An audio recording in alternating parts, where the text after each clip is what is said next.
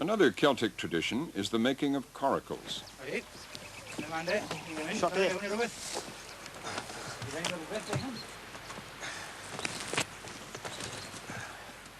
Peter and Ronnie Davis prefer to discuss their ancient craft in Welsh, and when they speak English, it's with strong Welsh accents.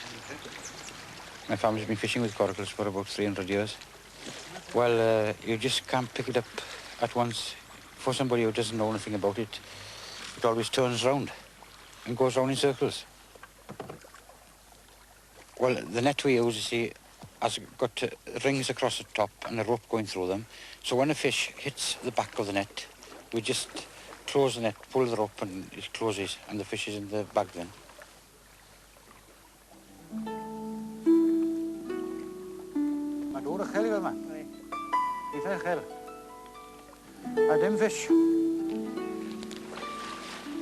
The characteristics of the English spoken by the Welsh are the rolled R, the clear vowels, the hesitant consonants, and the lilting inflections.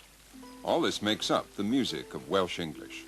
So when you finish the shot you're doing, you can carry it back, and it's used because of the lightness of the craft to carry it back.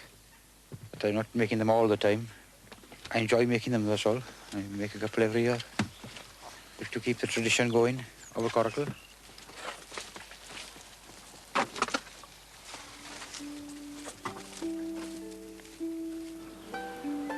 For generations, the Celtic languages have been fighting for survival in France, Ireland, Scotland, and Wales.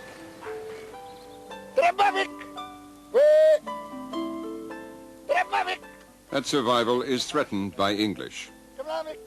Only 20% of the population now claim Welsh as a first language, and most of them live in the country.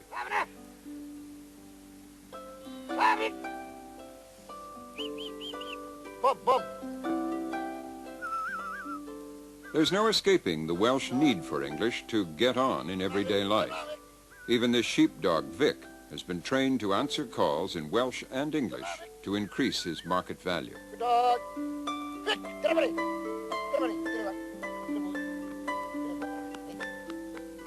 But although the extinction of Welsh has often been predicted, it survives, a lingering reminder of Britain's Celtic past.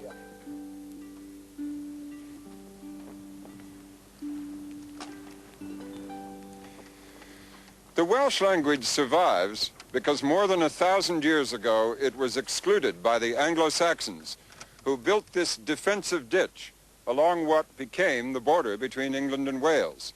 It symbolizes the gulf between the Celtic and Anglo-Saxon cultures.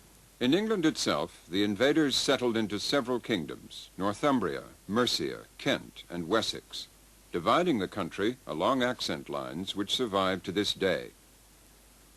The Saxon settlement provided English county names: Essex, Middlesex, and Sussex, for East, Middle, and South Saxons. It's the language of Wessex, the kingdom of the West Saxons, that is still studied today. Of course, we no longer speak Old English, and it's often taught like a foreign language. But when you listen to it spoken, it doesn't sound foreign. It sounds oddly familiar. Uchtre was Whalhunter. Uchtre was Whalhunter. He was Swedish-spedig man. He was Swedish-spedig man. He was met dem fyrstum mannum on dem lande. He was met dem fyrstum mannum on dem lande. On dem lande whereon Finnas. On dem lande whereon Finnas. The Finnas whereon Fisheras and Fugleras. The Finnas whereon Fisheras and Fugleras. Ag Uchtre was Whalhunter. Ag Uchtre was Whalhunter. That land is Helgoland. That land is Helgoland. With overtones of modern Dutch and English, and especially German, Old English has familiar Germanic words like König for king and Sprach for speak. Ze König Athelbert and Wilde Augustina. And Sprach Christina dat I thou walde. Anyone who knows modern German will understand the basic principles of Old English and its structural difference from the English we speak today.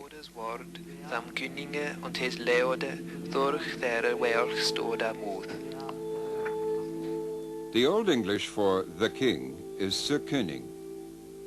Of the king is Thas Königus. To the king is Tham Köninge. It's the endings which convey much of the grammar in an inflected language like Old English, not the prepositions. Take a simple Old English sentence like, the king meets the bishop. Sir König metteth thona bishop. Here, Sir König is the subject of the sentence. Thona bishop is the object. It's the form of the words, not word order, which give the sentence its meaning. In fact, if you change the word order, the meaning of the sentence remains the same. Thona bishop metteth Sir König still means the king meets the bishop. Dr. Christopher Page of Oxford University has studied the music and poetry of the Anglo-Saxons.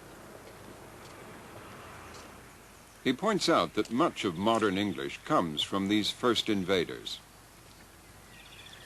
Many of the basic tools of our language, words like the, this, that, I, me, him, it, those are Anglo-Saxon words, which means that although we've lost a lot of vocabulary, in any passage of English, the density of words of Anglo-Saxon origin is likely to be quite high. And it's possible to construct sentences without particularly trying hard to do so, in which every word is of Anglo-Saxon origin. Page illustrates his point with a simple story of West Country life. Every single word you will hear is directly descended from Old English, as Page's translations show. The story is read for us by a forest ranger from the West Country named Edwin George.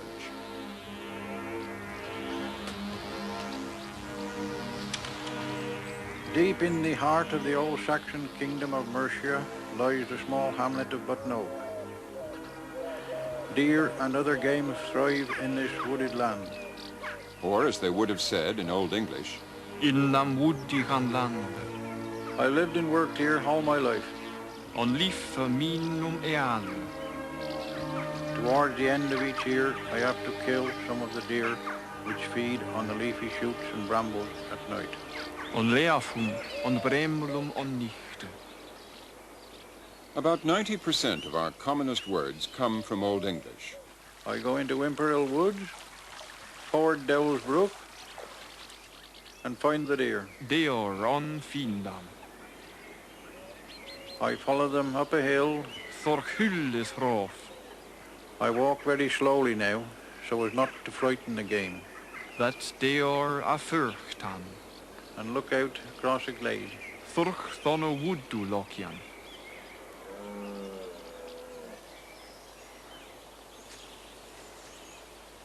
Carefully sighting a buck, Bukkan seo. I shoot. It short ya.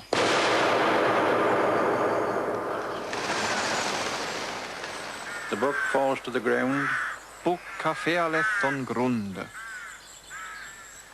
There will be a great deal of meat for my wife and children today. Wiffe on childum to die. The Anglo-Saxons were an agricultural people and mostly illiterate. But they had an ear for the music of the spoken word, and they loved to recite poetry in the mead halls after feasting. Christopher Page believes that an Old English vernacular masterpiece like Beowulf might have sounded something like this.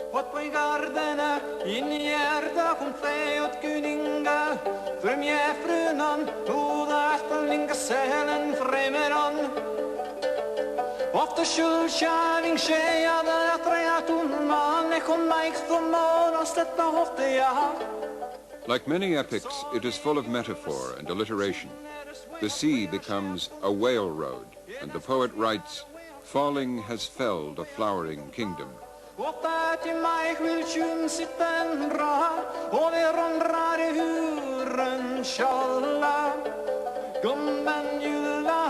That was God König.